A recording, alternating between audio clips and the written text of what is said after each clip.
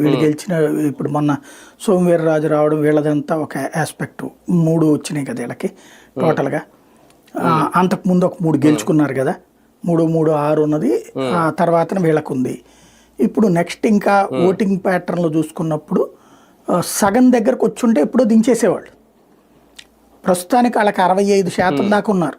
ఇది ఎన్ని పోను కూడా ఇంకొక మేబీ ఇంకొక 5-6 ఈ జగన్ అరెస్ట్ అయితే అప్పుడు భయపెట్టచ్చు వాళ్ళని, భయపెట్టి మీరు అందరూ దించేయమని చెప్పి అడగచ్చు.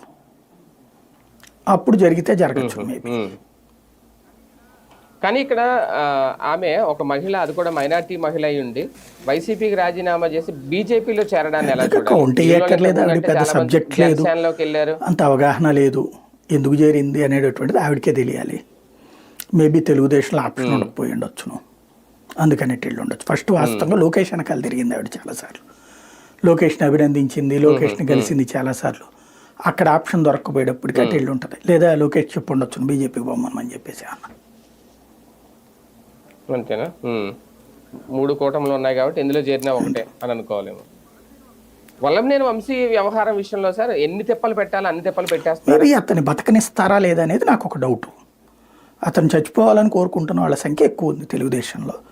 వాళ్ళ కోరిక తీర్చే అనుగుణంగానే కనబడుతున్నాడు. ఎందుకంటే అతనికి శ్వాసకోశ వ్యాధి